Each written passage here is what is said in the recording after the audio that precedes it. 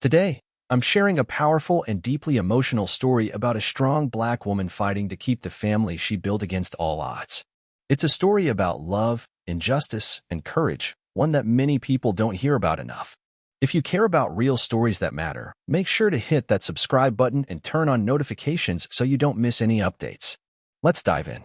The first time Maya held Emma in her arms, she knew the world had just shifted forever. The hospital room was cold and too bright, but all Maya could see was the tiny bundle wrapped in a pale yellow blanket, staring at her with unfocused, curious eyes. A white baby girl, abandoned at birth, with no name and no one to claim her. Maya, 30 years old at the time, had spent years trying to have a child of her own. Fertility treatments, 2 failed adoptions, 1 short-lived engagement that ended with heartbreak. Everyone kept telling her to keep hoping, but hope felt like a cruel joke after a while. Then came the call from the adoption agency. A baby girl. No family. In need of immediate placement. When Maya said yes, she didn't think about skin color. She didn't think about how people would stare or what they might whisper. All she thought was, she's mine. I'm her mother now. Emma grew up in a small, 2-bedroom apartment in Columbus, Ohio. Maya worked as an assistant manager at a publishing company and took night classes in marketing. She was never rich, but Emma had everything: books, warm clothes, a full lunchbox, and the kind of love that didn't sleep. At daycare, people asked questions. Is that your niece? In the park, are you her nanny? Once, at a grocery store, a cashier actually said, she looks nothing like you. Maya would smile tightly, hold Emma a little closer, and say, she's my daughter. Emma had Maya's stubbornness. At 4, she insisted on dressing herself, which usually meant mismatched socks and a sparkly tutu on a Tuesday. She liked peanut butter and hated loud noises. She called Maya Mama and liked to trace the curl of Maya's hair with her tiny fingers. Their little life was happy. Imperfect, but steady. Until Maya lost her job. It happened suddenly. Layoffs hit the company hard, and Maya's name was on the list. Severance was minimal. Bills started stacking up. The car needed repairs. Maya took on temp work, data entry, late-night cleaning shifts, even delivering groceries. Anything to keep food on the table and rent paid. Emma, now 7, noticed the change. She stopped asking for new art supplies. She offered to skip ballet class to save money. Maya told her not to worry. But at night, when Emma was asleep, Maya sat in the kitchen staring at overdue notices, her chest tight. Then came the knock on the door. It was a caseworker from the county child welfare office. A woman named Mrs. Parker, white, mid-50s, wearing a stiff gray blazer and a smile that didn't reach her eyes. She said it was a routine home visit, just a check-in. Maya offered her coffee. Mrs. Parker declined. Instead, she walked around the apartment, asking questions. Was Maya working full-time? How stable was her income? Did she have plans to move? Who watched Emma during work hours? Then came the question that made Maya's skin crawl. Has Emma ever expressed confusion about her identity? About being in a Black household? Maya's jaw tightened. She's not confused. She's a child. She feels loved. That's what matters. Mrs. Parker only nodded and scribbled something in her clipboard. 2 weeks later, Maya received a formal notice. Child Protective Services had opened a case. The reason? Concerns regarding economic instability and cultural mismatch. Maya stared at the letter for a long time. She knew exactly what this was.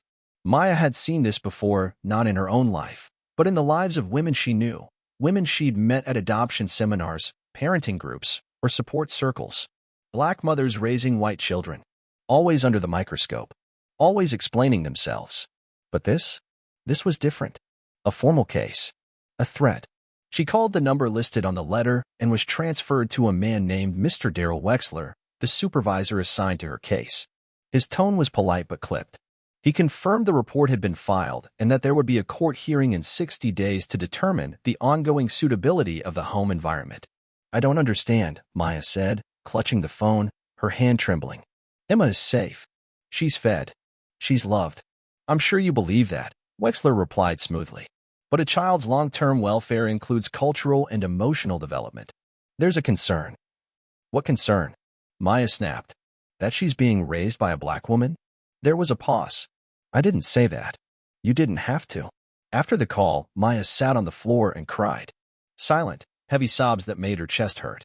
Emma found her like that and crawled into her lap, resting her head against Maya's shoulder. Mama, Did something bad happen? No, baby, Maya whispered. It's just grown-up stuff. But everything's going to be okay. She didn't believe that. Not fully. But she needed Emma to believe it. The next few weeks were a storm of paperwork, meetings, and barely contained rage. Maya reached out to a nonprofit that supported families and racially diverse adoptions. She got connected to a lawyer, a young black woman named Sonia Minter, who agreed to represent her pro bono. The system's broken, Sonia said at their first meeting. But we're not helpless. Sonia warned her. CPS rarely admits to racial bias outright. They frame it as cultural concern, family fit, or emotional stability. But sometimes the racism slipped through the cracks, like during the second home visit. This time it wasn't Mrs. Parker who came, but a tall, pale man named Clive Rollins. He didn't smile. He didn't sit.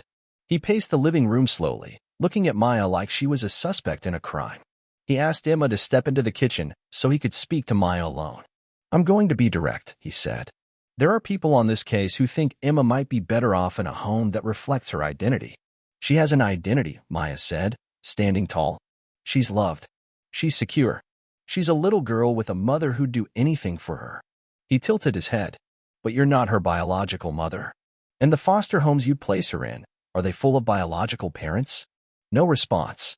Then he said the words that would stay in Maya's mind for weeks. White children should be raised with white families.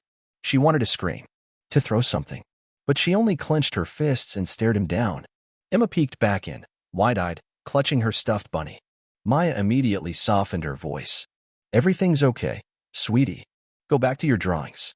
That night, Maya couldn't sleep. She kept replaying the words. White children should be raised with white families. How many others had heard that? How many had lost their kids over it? She posted anonymously in a forum for adoptive mothers. The responses came fast and furious. Women, mostly black and Latina, sharing horror stories, surprise home visits, sudden removals, concerns that came out of nowhere. Some lost custody. Others fought and won, but at a high cost. One user wrote, They'll never say it's because of race. But we all know it is. Stay strong, sis. Document everything. 2 weeks before the hearing, Maya was summoned to a mediation session. She and Sonia entered the downtown government building, a gray place that smelled like old carpet and cold coffee. Across the table sat Mr. Wexler, Mrs. Parker, and a woman from a child advocacy group who hadn't met Emma once. They suggested placing Emma in temporary custody while Maya gets back on her feet. Maya felt the heat rise in her chest. I'm not a danger. I'm not a risk. I'm a mother. And you want to take her from me because I lost a job during a recession? It's about stability, Parker said mildly.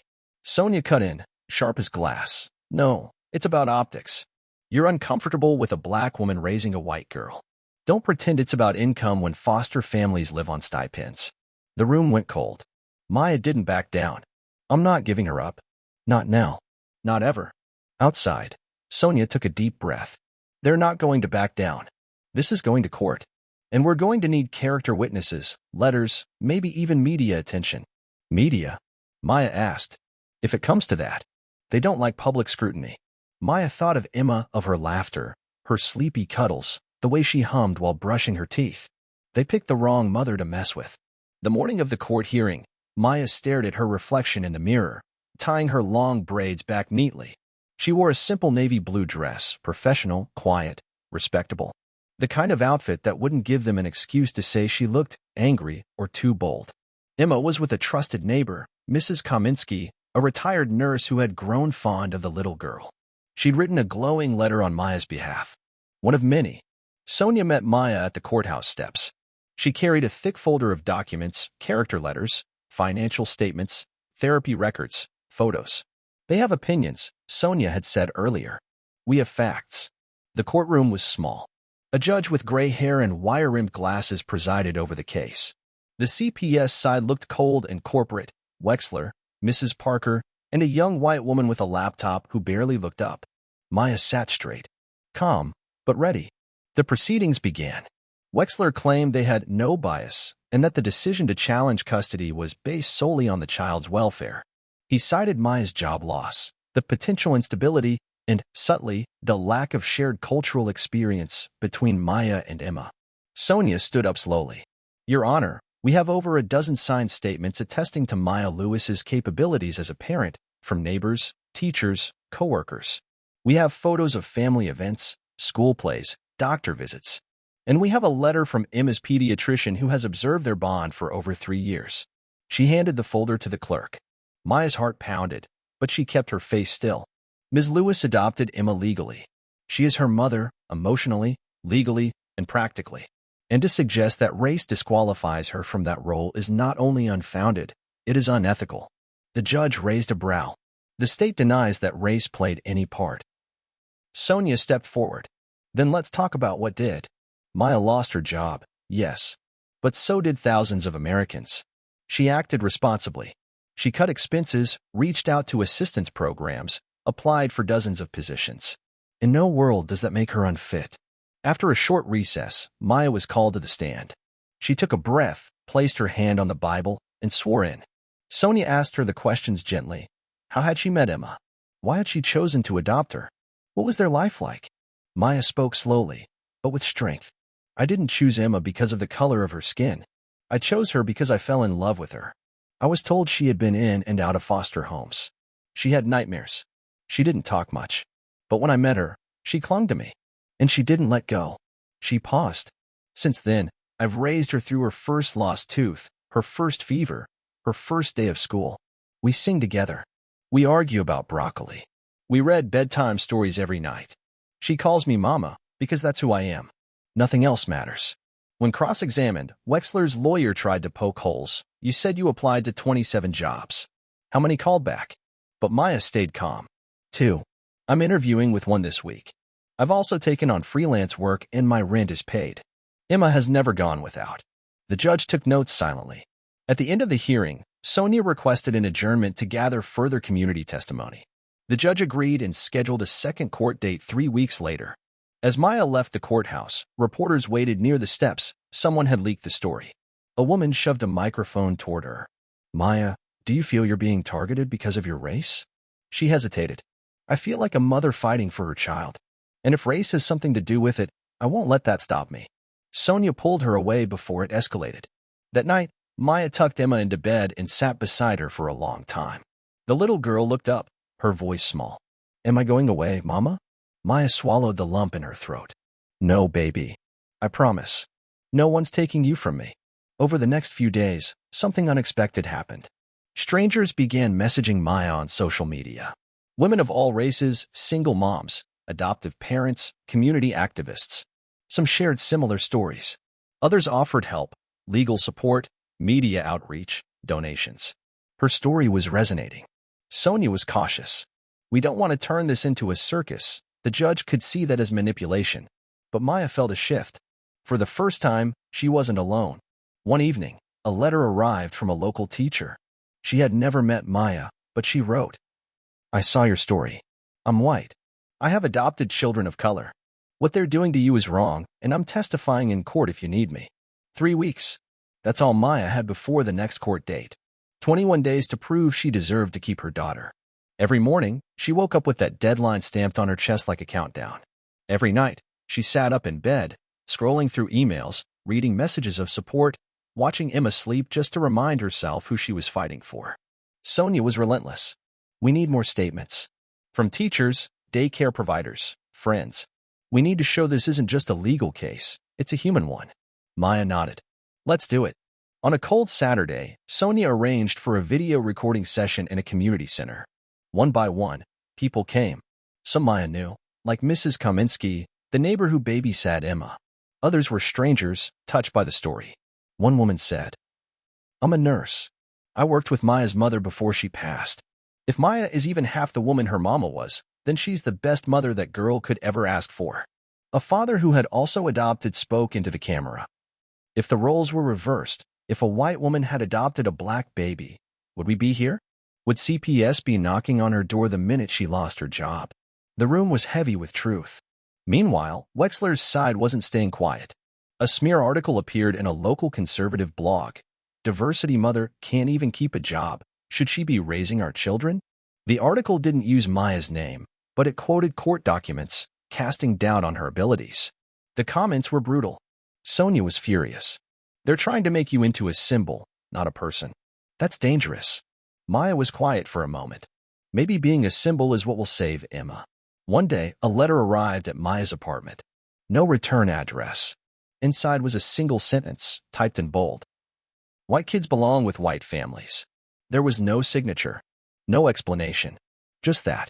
Maya sat for a long time, the paper trembling in her hands. Then she stood up, walked to the kitchen, and burned it over the stove. She didn't tell Emma, but she told Sonia, who nodded grimly. We'll report it. But don't expect the police to care. The night before the court date, Maya couldn't sleep. She stared at the ceiling, thinking about all the years she and Emma had spent together. The birthday parties. The flu nights. The night she had woken up screaming from a nightmare and Emma, just 4 at the time, had crawled into bed beside her, saying, "It's okay, Mama. I'm right here." That little girl had saved her life more than once. Now it was Maya's turn to return the favor. The courtroom was more crowded this time. Reporters had caught wind of the case. On the sidewalk outside, 2 opposing groups gathered, one holding signs like, "Let her keep her child," and "Love has no color," the other with slogans like, "White children deserve white families." Maya walked through the crowd without looking at anyone. Inside, the judge looked tired. Let's proceed. Sonia opened her argument with a video clip, a statement from Emma's kindergarten teacher, describing how Maya had attended every parent meeting, how Emma had blossomed under her care. The teacher had choked up saying, "Emma is one of the happiest children I've ever taught. That doesn't happen by accident." Wexler objected. Relevance? The judge waved him off. I'll allow it. Sonia then brought in witness after witness. A former coworker. A social worker who once supervised Maya's adoption process. Even Emma's Sunday school teacher. Then came the twist. We'd also like to submit the following as evidence, Sonia said, placing a file on the clerk's table. This is a transcript of a phone call made by a CPS employee to a friend, unaware that the line was being recorded for training purposes. In it, the CPS worker casually mentioned, "She's not a bad mom, but they want that girl placed with her own kind. The optics are bad. They think it'll be easier to manage long-term." There was silence in the courtroom. The judge's face darkened. When Maya was called to the stand again, she didn't hold back. I've heard people say I shouldn't have adopted her. That love isn't enough. That my skin disqualifies me. But when I tuck Emma into bed, when I hold her hand when she's scared, when I watch her run across the park laughing, there is no room for that kind of hate. There's just love. And that's enough. That has to be enough. The judge nodded slowly, taking notes. As the hearing ended, Maya knew the decision would not come today. The judge needed time. But something had shifted. Outside, a reporter rushed to her. Maya, how do you feel after today's testimony? She looked into the camera, her voice steady, hopeful, and tired. But mostly, I feel like a mother. The waiting was the hardest part. 3 days passed since the hearing, and Maya felt every hour stretch into infinity. She tried to keep Emma's world steady, breakfast like normal, bedtime stories, walks to the park, but inside, she was unraveling. Each time her phone buzzed, she stopped breathing. Every knock at the door made her heart jolt. And then, on the 4th day, the call came. It was Sonia. Maya, she said, her voice calm but firm. The judge issued the decision. Maya's hand shook as she clutched the phone. Tell me. There's a summary hearing tomorrow at 9 a.m. The judge wants both parties present. He's going to read the ruling in court. Is that good? I don't know. But it's not unusual. He's making it public. That might mean he wants to make a statement. Maya hung up and sat down on the edge of her bed. She didn't cry. Not then.